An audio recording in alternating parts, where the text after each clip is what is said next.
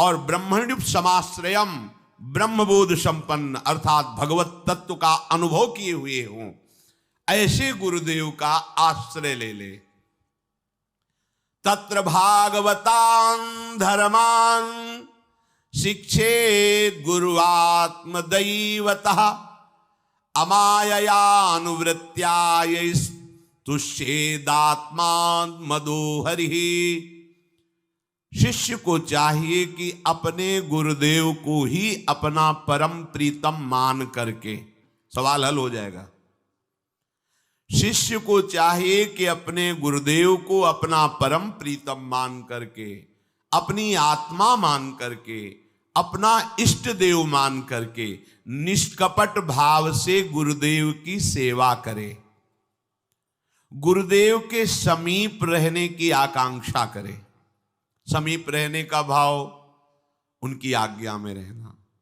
आप यहां जैसे 1000 कोस दूर रहते हैं पर अपने गुरु की आज्ञा में रहते हैं तो आप गुरु के समीप हैं। आप गुरु के शरीर के समीप रहते हैं पर आज्ञा उल्लंघन करते हैं तो आप गुरु से बहुत दूर हैं। ये बात ध्यान रखना। ये मायाकृत बात नहीं है कि शरीर के समीप हो तो आप गुरुदेव के समीप हो, नहीं।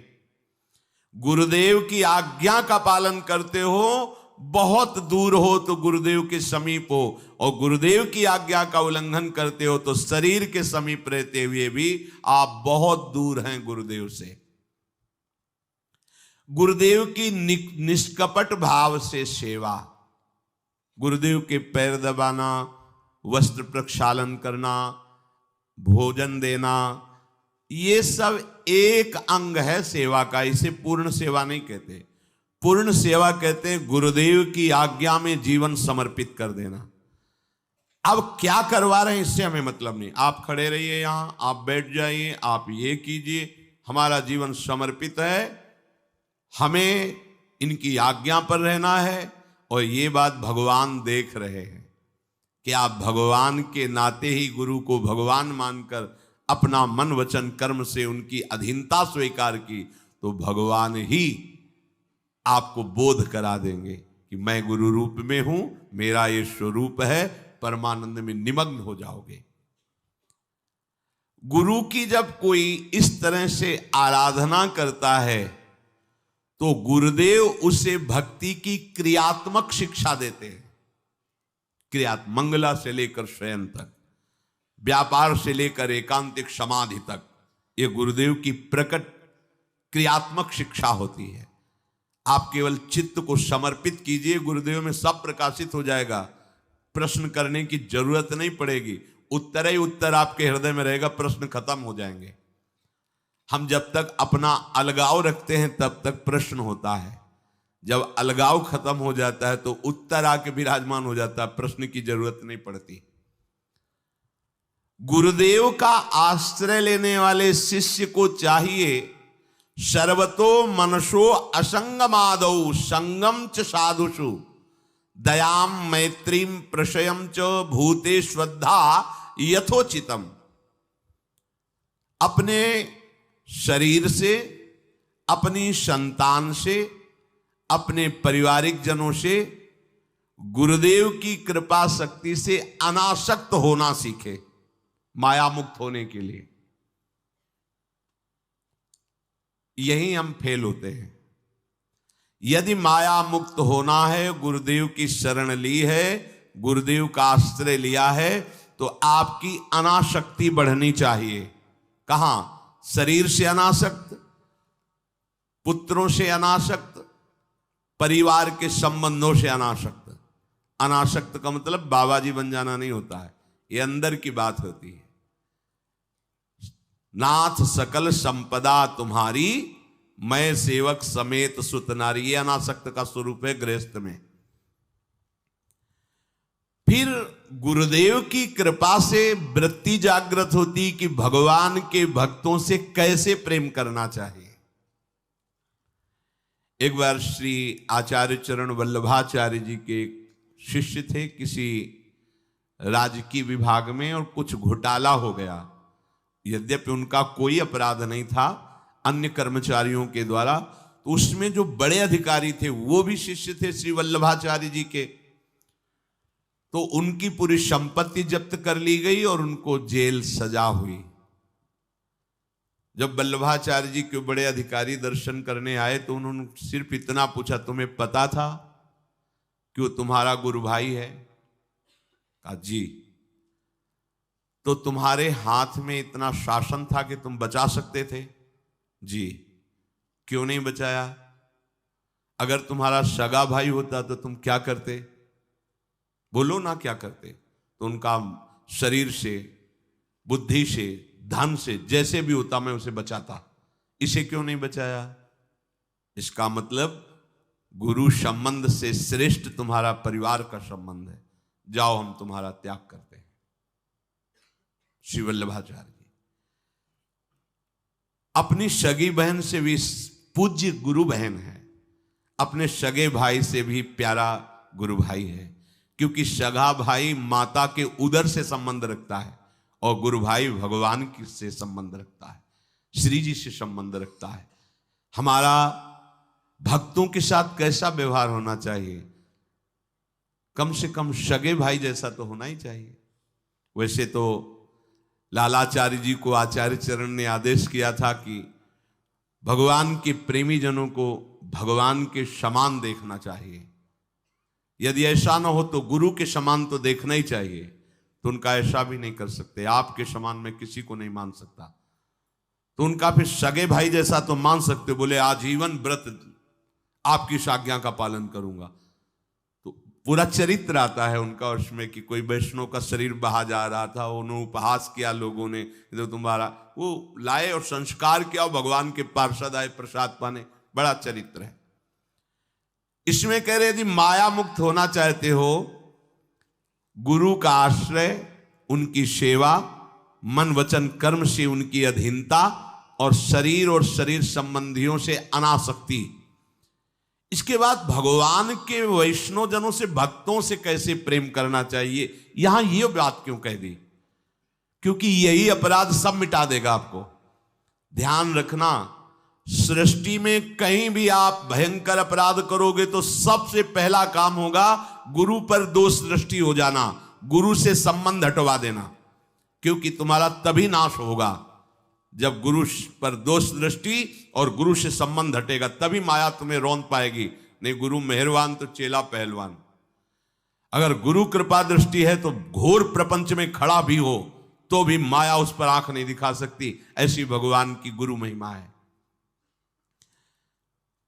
समस्त प्राणियों के प्रति दया मैत्री का निष्कपट भाव से व्यवहार करना गुरु से सीखे। कैसे हमें व्यवहार करना है? शौचम तपस्तितिक्षाम च मौनम स्वाध्याय मार्जवम ब्रह्मचर्य महिंसा च समत्वम द्वंद्व संगयो। सदैव वस्त्र पवित्र रखे, शरीर को पवित्र रखे। ये पशुओं जैसा आचरण करने वाले भजन नहीं कर सकते। ये जो कहते हैं ना भजन में मन नहीं लगता, पवित्रता चाहिए। अब ऐसे पशु की तरह शौच हो लिए, उठे चल दिए, ऐसे नहीं। पवित्रता, शौचाचार का निर्वाह कीजिए। लघु शंका भी जाइए तो जल लेकर जाइए।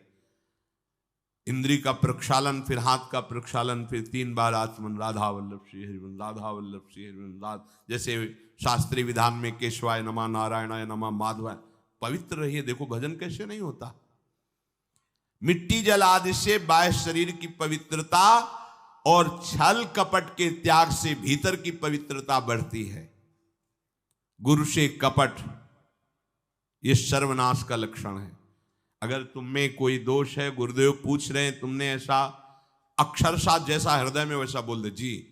अब चाहे दंड दो, चाहे क्षमा करो, ये आपका विषय, पर सत्य बात यह कि मेरे हृदय में ऐसी पाप वृत्ति थी, मैंने ऐसा किया या ऐसा करने का हमारे संकल्प बन रहा है। गुरु से कपट नहीं। अंदर कपट रखोगे, मन मलिन हो जाएगा, भाग जाओगे, माया घसीट ले जाएगी। जो गुरुदेव ने उपासना दी है उसी का केवल अनुष्ठान। समय कहां आपके पास और के लिए? कहां समय है? प्रियाजू के सिवा हमारे पास समय कहाँ है? ऐसी दिनचर्या है, एक क्षण भी तो समय नहीं है, तो हम फिर और क्या अनुष्ठान करें? अपनी लाडली जू को हर समय देखते रहना है, दुलार करना है, नाम मंत्र वाणी जी का गायन, उन्हीं की सेवा में। गृहस्थी हैं तो जो व्यापार नौकरी उन्हीं के लिए समर्पित करें। इसके लिए बहुत सहन शक्ति चाहिए। ठंडी गर्मी, मान अपमान, निंदा स्तुति, परिवार वालों की अवहेलना, ये सब मिलेगा इनाम में। इसे सहो चुपचाप, इसके लिए रो मत। कैसे लोग हैं, रो देते हैं, शरीर की प्रतिकूलता में रो देते हैं। अरे आंसू श्री जी के लिए, सिर्फ प्यार में रो श्री जी के, और सब दुख मुस्कुरा के सहना सीखो। मौनम, वाणी को बहुत संभालिए। नाम जप के लिए मौन बहुत आवश्यक है। अगर बार बार थोड़ी थोड़ी देर में बोलते रहेंगे तो एकाग्रता भंग होती रहेगी, नाम में मिठास नहीं अनुभव कर पाएंगे। कभी कभी ऐसा होता है, ये जाम हो जाता है, बोलना भी चाहे तो नहीं बोल पाते, क्योंकि क्रम टूट जाएगा। शाम के समय जैसे किसी से मिलना जुलना नहीं, तो तभी लोग पूछते मौन हो क्या? तो फिर नहीं, मौन नहीं, क्या बात, इशारे समझ लो जो काम, चलो। क्योंकि अगर निरंतर मंत्राकार वृत्ति तो बोलने की भी हिम्मत नहीं रह जाती, पर वहां तक पहुंचने के लिए वाणी का मौन आवश्यक है। मौन का मतलब ऊ करना नहीं है, आवश्यक हो तो शब्द बोल दो, नहीं अधिकतर मौन रहने की चेष्टा करो। जो आपको मार्ग मिला है, कई बार वर्णन किया है कि सत्संग में जो शब्द आपको लगते हैं तो डायरी में लिखना चाहिए, या याद कर लो, बाद में लिख लेना जाके। और अपने लिखे हुए सत्संग के वचनों को रोज स्वाध्याय करना चाहिए। अमुक तारीख के सत्संग में ये पॉइंट, और उनको बार बार, ऐसा नहीं कि आपको ही कह रहे हैं, जहां जहां संत मिले जो जो बोले उनके सामने तो लिखा पड़ी नहीं, पीछे हट के लिखना। 2 डायरी हैं, एक सन्यास की है, एक वैष्णव मार्ग, दोनों को गुरुजनों की, महापुरुषों की वाणी को एकदम एकाग्रता से सुनाओ। जब अलग हटे तो सबसे पहला काम, इस तारीख को इस महापुरुष ने ये शब्द बोला, और उन्हीं का बार बार स्वाध्याय करना। क्योंकि सब शास्त्रों में कहाँ हम दौड़े घूमेंगे, महापुरुष जन सब शास्त्रों का सार बोलते, उसे लिख लिया। सरलता, आपका जीवन सरल होना चाहिए। छल कपट द्वंद्व, मुख में कुछ और, हृदय में कुछ और, आचरण में कुछ और, ये दुष्ट पुरुष का लक्षण है। उपासक का, शिष्य का लक्षण नहीं है। दुष्टता का त्याग करो। हृदय में कुछ और चल रहा है, वाणी से कुछ और बोल रहे हो, आचरण में कुछ और है, ये दुष्ट पुरुष का लक्षण है। साधु पुरुष का जो वाणी में वही, हृदय में वही, आचरण में है, तीनों की मिलान है, वही साधु है, वही उपासक है, वही भक्त है, जिसकी तीनों एक हो। वाणी से जो बोला वही हृदय में है, जो हृदय में वही आचरण में है। यहां वाणी से कुछ बोल रहे, हृदय में कुछ चल रहा है, आचरण कुछ और बता रहे, ये ठीक नहीं। सरलता का तात्पर्य है मन, वचन और कर्म, ये तीनों एक होने चाहिए। अहिंसा, वाणी से, शरीर से किसी को भी कष्ट ना पहुंचे, ऐसी अंदर धारणा रखो। वो अपने संकल्प विकल्प करके कष्ट भोगे, उसकी बात, हमारे द्वारा किसी को कष्ट ना पहुंचे, ये हमारी धारणा हो।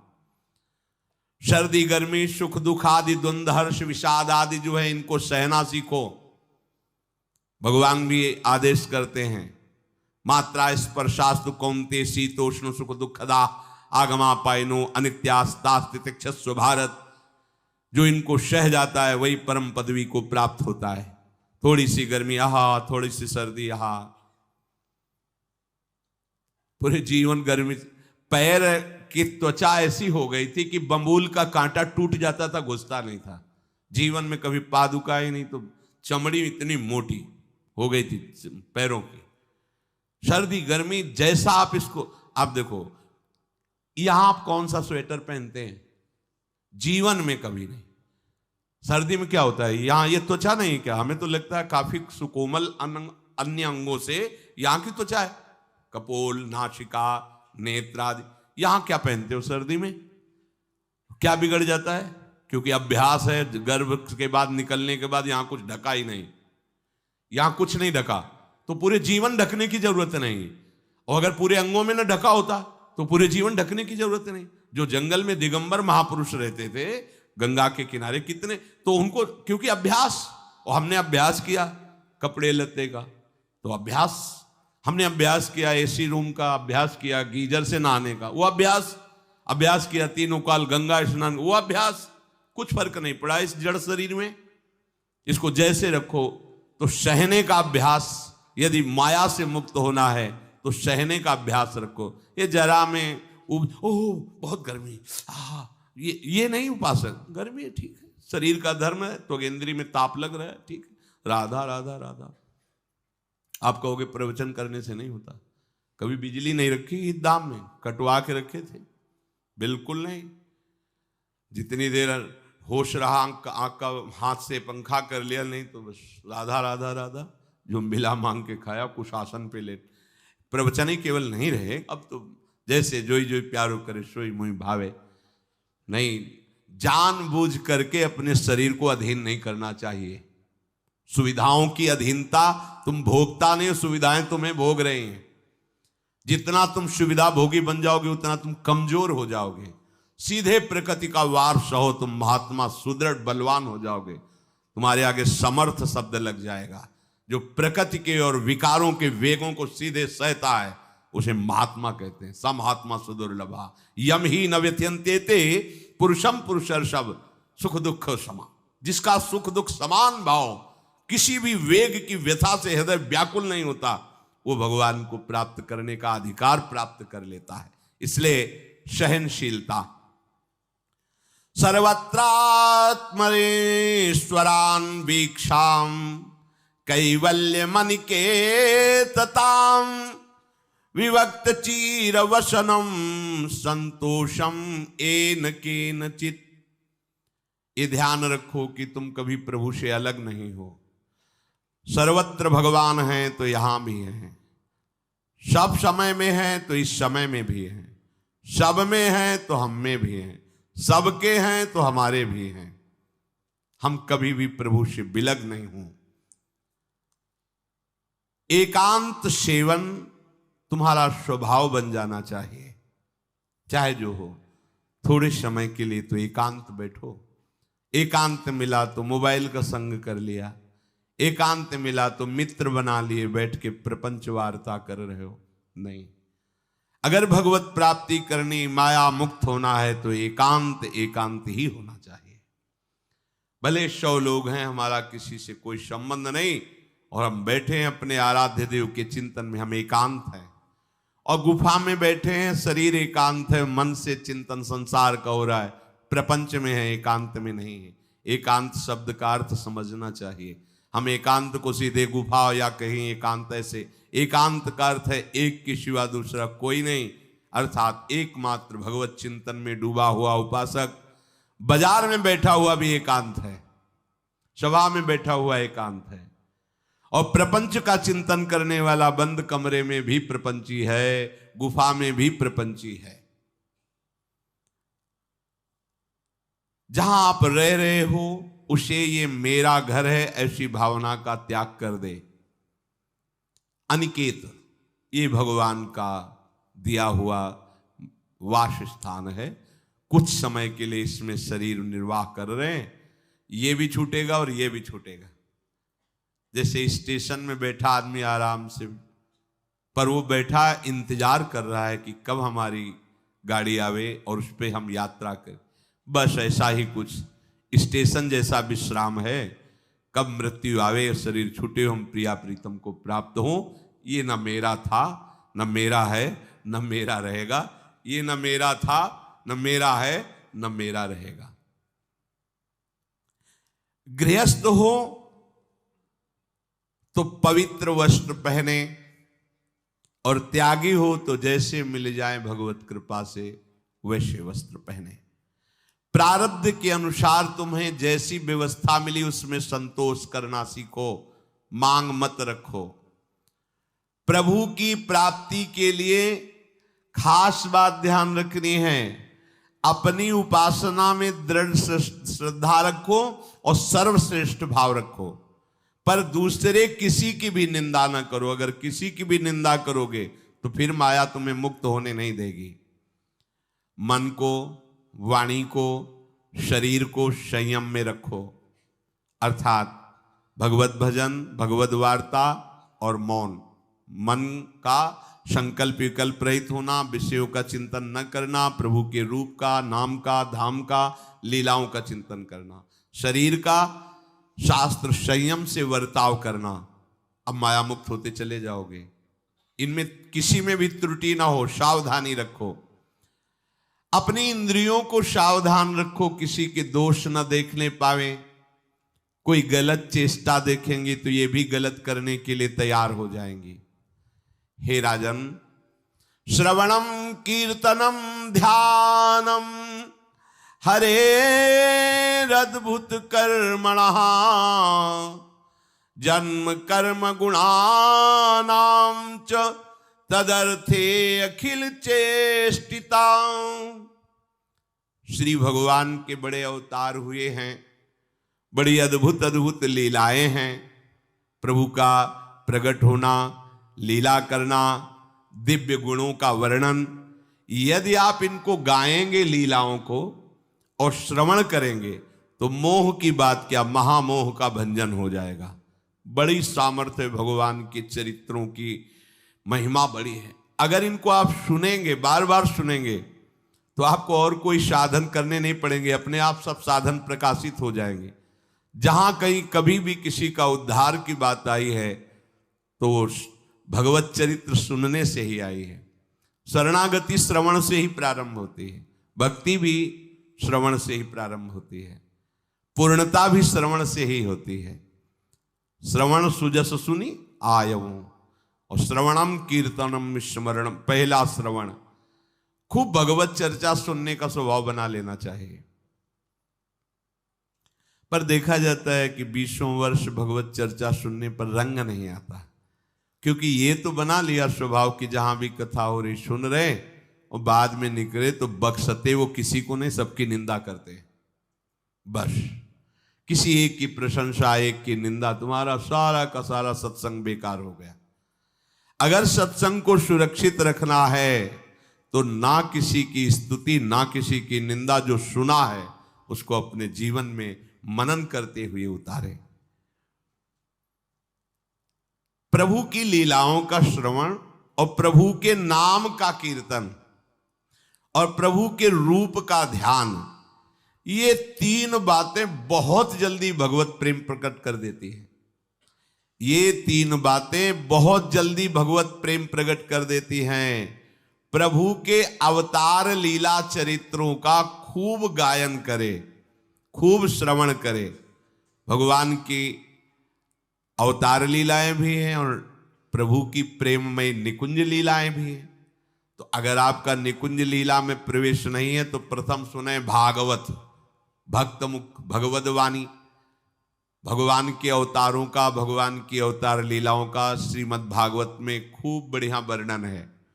पढ़ो, सुनो, क्या होगा इससे? मोह का नाश हो जाएगा। दूसरी बात, नाम कीर्तन, ये तो महान अमृत है। बिल्कुल विश्वास कर लो, नाम कीर्तन अमृत है। ताली बजा के, मंजीरा बजा के, ढोल बजा करके, नाच करके, जैसे बने, अकेले 4 लोग जैसे बने, नाम संकीर्तनम यस्य सर्व पाप प्रणाशनम। देखो, भगवत चर्चा ने महामोह का नाश कर दिया और भगवान नाम कीर्तन ने सब पापों का नाश कर दिया। नाम संकीर्तनम यस्य सर्व पाप, सर्व, पीछे बीच में जो भी जमा संचित कृम, सबको भस्म करने की सामर्थ्य नाम कीर्तन। ये जो राधा राधा आप बोलते हैं, बहुत अमृत है, बहुत अमृत। और प्रभु के रूप का ध्यान, ये 3 बातें बहुत जल्दी माया मुक्त कर देंगे, आपको भगवत प्राप्ति करा देंगे। प्रभु के रूप के ध्यान के लिए ही दिव्य श्यामा श्याम ने बिहारी जी का रूप धारण किया। ये किसी मूर्तिकार की रचना नहीं है। श्री राधा रमण जी सरकार, राधा वल्लभ लाल जी महाराज, श्री बांके बिहारी लाल जी महाराज, ये साक्षात प्रगट ठाकुर है। प्रिया प्रीतम हमारी दृष्टि में सामर्थ्य नहीं कि देख सके, वो तो हरिवंश नेत्रों से देखे जाते हैं। निकष कुंज ठाड़े भये भुजा परस्पर अंश, श्री राधा वल्लभ मुख कमल निरख नयन हरिवंश। हरिवंश नेत्र प्रकट हो जाएंगे। आश्रित जन हो चिंता की बात नहीं, पर ये जो रूप प्रकट है इसके ध्यान में तो तुम्हें कोई श्रम नहीं करना। बिहारी जी महाराज, राधा वल्लभ जी महाराज, राधा रमण जी महाराज, भर नेत्र देखो और अपने नेत्र के कैमरा से खींच लो फोटो। अब आप फिर जिधर देखो उधर वैसे ही खड़े नजर आ रहे, वैसे मुस्कुराते हुए दिखाई दे हर समय। और ये आदेश कर रहे हरिवंश महाप्रभु, सब सोहित निष्कामति श्री वृंदावन विश्राम, श्री राधा वल्लभ लाल को हृदय ध्यान मुख नाम। राधा वल्लभ लाल का ध्यान करो और राधा वल्लभ श्री हरिवंश बोलो तो तुम्हारी मति निष्काम हो जाएगी, तुम्हें अखंड वृंदावन वास मिल जाएगा। प्यारे जो तुम्हें प्यारे लगने लगेंगे। ये तीन बातें आपको निश्चित भगवत प्राप्ति करा देंगे। इष्टम दत्तम तपोजप्तम वृत्तम यच्चात्मनः प्रियम दारान श्रुतान गृहान प्राणान यत् परस्मै निवेदनम। जो भी तुम्हारे द्वारा यज्ञ दान तप अथवा जप सदाचार ये सब प्रभु को अर्पित कर दो, अविनाशी हो जाएगा। प्रभु को अर्पित कर दो जो भी तुम्हारे द्वारा होता है। हे प्रियालाल, आपकी प्रसन्नता के लिए। फिर दोबारा कह रहे हैं, स्त्री पुत्र घर जीवन और अपने प्राणों का मोह त्याग करके, प्राणों का मोह त्याग कर। यहां पूरा समाज वैसे ही सब बैठा है हृदय में। देखो, जिस मार्ग में चलना उसे समझो। अंदर से केवल प्रिया प्रीतम में ही हमारी अहमता ममता होनी चाहिए। प्रभु सच्चिदानंद श्री कृष्ण चंद्र जी को अपना प्राण प्रीतम मानने के लिए ये जितनी जगह आप अपनापन किए हैं समेटना पड़ेगा। सबकी ममता ताग बटोरी, मम पद मन ही बांध बर डोरी। लाडली लाल के लाडले तो कोई बिरले दिखाई देते हैं, प्रिया प्रीतम के जन तो कोई बिरले दिखाई देते हैं। नहीं धन बल, परिवार बल, बुद्धि बल वही घसल करके चले जाते हैं। अरे यहां तप बल भी काम नहीं करता, और बल तो जाने दो। यहां हारे को हरे नाम, हार गए, गले पड़ गए। गले पड़ जाओ, बढ़िया इसी जन्म में कल्याण हो जाएगा। गले पड़ जाने का मतलब, जैसे कोई गले पड़ रहा हो तो उसका मतलब समझते हो, मारो पीटो गाली दो भगाओ। नहीं भागे, वो गले पड़ गए। बोले आप क्या करें, गले ही पड़ गए, आप क्या करें। ऐसे ही पूज्य श्री स्वामी राम सुखदास जी महाराज कहते, श्री कृष्ण के गले पड़ जाओ भैया, इसी जन्म में तुम्हारा कल्याण हो। भगवान के गले पड़ जाओ। गले आप तो जैसे भी अब आपके हैं, अब तो हम खूब हल्ला मचा कहेंगे कि राधा वल्लभ लाल के हैं, तुम्हें अपनी इज्जत बचा लियो तो सुधार लो हमें, समझ गए। ये है गले पड़ला। हाउ कहावत, लंबा तिलक लगाएंगे और जय राधा वल्लभ लाल की बोलेंगे। और आपके लायक तो हम हैं नहीं। अब आपको अपने लायक बनाना कि आपका दास कैसा होता है, तो आपको बनाने के लिए कोई मशीन की जरूरत नहीं, आप ऐसे बना दोगे, बना देना। अब आपके गले पड़ गए, आप ही हमारी इज्जत हो, आप ही हमारे जीवन हो। अपनी इज्जत संभालनी हो तो हमें संभाल लेना। वो संभाल लेते हैं। वो मच्छर को ब्रह्मा बना देते हैं, घोर पापी को ब्रह्म ऋषि बना देते हैं। उनके लिए कोई दुर्लभ बात नहीं। पर जब तक अहंकार है तब तक उनकी तरफ से ये प्रोसेस शुरू नहीं होता। जब हार गया और गले पड़ गए, फिर वो बड़े बड़े महात्माओं के द्वारा भी बंदनी हो जाते हैं। यदि इसी जन्म में भगवत प्राप्ति करनी है तो ये काम तो आपको बड़ी जल्दी कर लेना है। जहां जहां हमारी ममता है उसे प्रभु के चरणों में लगानी ही पड़ेगी। चूक करोगे, वही ममता की डोर मन को घसीट लेगी और अगले जन्म का विधान बना देगी। यदि आपको इसी जन्म में भगवत प्राप्ति करनी है तो सबकी ममता ताग बटोरी, मम पद मन ही बांध ही बर डोरी। एवं कृष्णात्मनाथेषु मनुष्येषु च सौहृदम परिचर्याम चोभयत्र महत्सु नृषु साधुषु। और ये सब सहजता पूर्वक तब हो जाएगा जब किसी संत महापुरुष का आश्रय ले लोगे। जिन संत महापुरुषों ने अपने समर्पण के प्रभाव से, भजन के प्रभाव से सच्चिदानंद भगवान श्री कृष्ण को अपनी आत्मा के रूप में साक्षात्कार कर लिया है, यदि उनसे प्रेम हो जाए, संतों से प्रेम होना संतों से बड़ा कठिन है। अभी कोई मुस्कुरा के तुमसे कह दे कि कई दिनों से हम तुम्हें देख रहे थे या देख रही थी, बस तुम्हारे मन को कोई निग्रह विग्रह करने की जरूरत नहीं, वो घसीट जाएगा। वो बड़े भाग्यशाली हैं जिन्होंने संतों से प्रेम किया। यहां कह रहे हैं ये जितनी बातें बताई गई, दया, तितिक्षा, मौन, मनोनिग्रह, इंद्रिय निग्रह, परिवार की ममता का त्याग, भगवान से अपनापन, भागवत धर्म का प्रादुर्भाव होना, ये एक साथ सब हो जाएंगे। केवल तुम्हें गुरु चरणों से प्रेम हो जाए, संत चरणों से प्रेम हो जाए, क्योंकि उन्होंने सच्चिदानंद स्वरूप भगवान कृष्ण को अपने प्रेम बल से अधीन कर लिया है। यदि परोपकारी संत जनों से हमारी प्रीति हो जाए तो हमारा स्वभाव बदल जाएगा। संतों से प्रीति है, ये तुम्हारे स्वभाव से परिचय मिलेगा। क्या? परस्परानुकथनम पावनम भगवद्यशः मिथो रतिर्मिथस्तुष्टिर निवृत्तिर्मिथयात्मनः। जब संतों से प्रेम हो जाता है तो स्वभाव बन जाता है क्या? भगवत चर्चा करने का। अपने लोग जब नई अवस्था में तो भिक्षा के लिए चले और आगे संत मिल गए, 2-2, 3-3 घंटे धूप में खड़े भगवत चर्चा हो रही, नीचे धूल जल रही, ऊपर से सूर्य ताप है और खड़े 2-2, 3-3 घंटे चर्चा हो। शाम की किसी बात पर छिड़ गई तो ये शास्त्र 12-1 रात्रि के बज रहे, वो प्रसंग पूरा और उसका निर्णय, रात दिन उसी की चर्चा। स्वभाव बदल जाएगा, कुछ और अच्छा नहीं लगेगा। परस्परानुकथनम पावनम भगवद्यशः, परम पवित्र करने वाले भगवान की बातें वो परस्पर करने लगते हैं।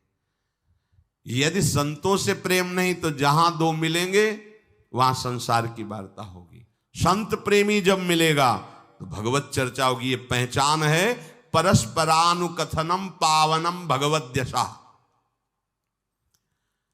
आपस में इकट्ठे होकर नाम कीर्तन करना, भगवत चर्चा करना।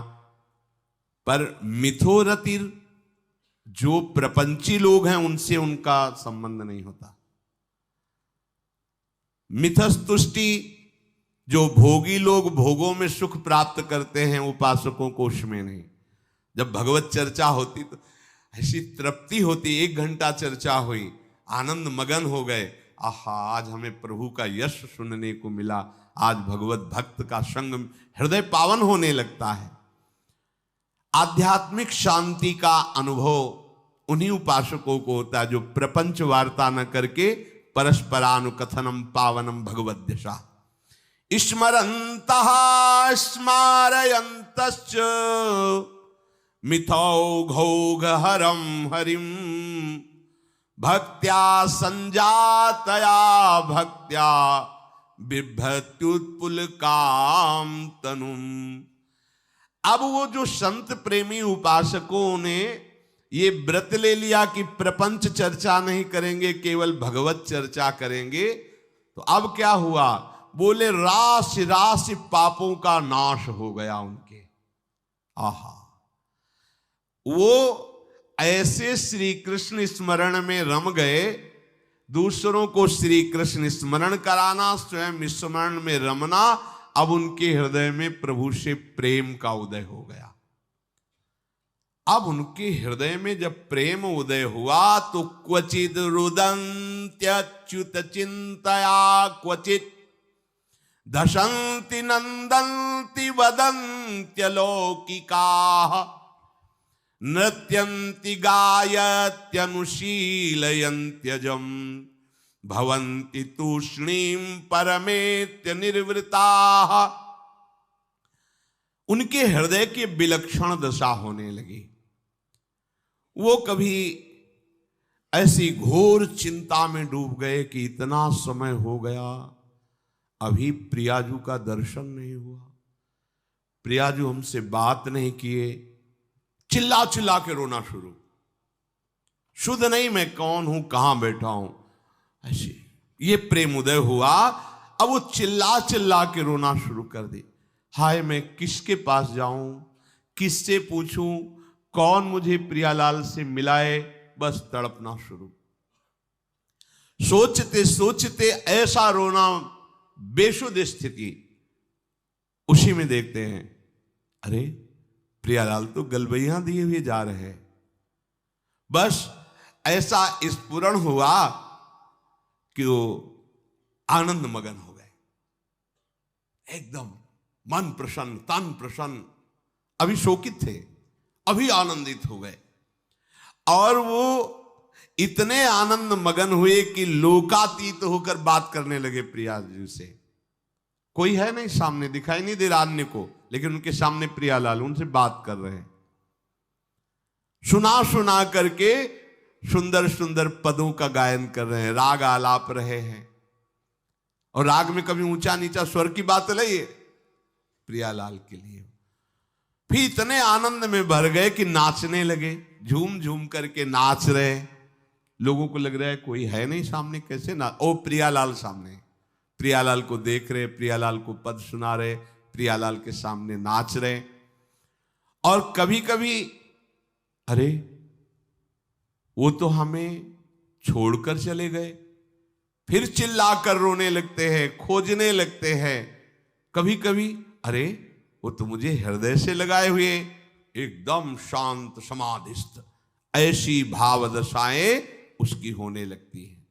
तो जो इस प्रकार गुरु की शरण होकर उनकी आज्ञा पालन करते हुए, संत जनों से प्रीति रखते हुए, परस्पर भगवत चर्चा करते हुए, नाम कीर्तन करते हुए, भगवत रूप का ध्यान करते हुए, प्रतिपल प्रभु का चिंतन करते हैं, उनको इस दुरंत माया से पार होने के लिए कोई कठिनता नहीं, वो सहज में पार हो जाते हैं। और पार ही होना है, दूसरा कोई सूत्र नहीं है हमारे पास, कोई अब मंगल का रास्ता नहीं रह गया। ऐसी आग में जलना, जीते जी जल रहे हैं काम क्रोध की आग में, मरते समय मृत्यु, बार बार जन्म मरण, फिर प्रलय, फिर महाप्रलय, फिर जन्म मरण, कब तक चलता रहेगा। अब तो मनुष्य जन्म मिला है, वृंदावन मिल गया है, रसिकों का संग मिल गया, अब तो जीत जाओ बाजी।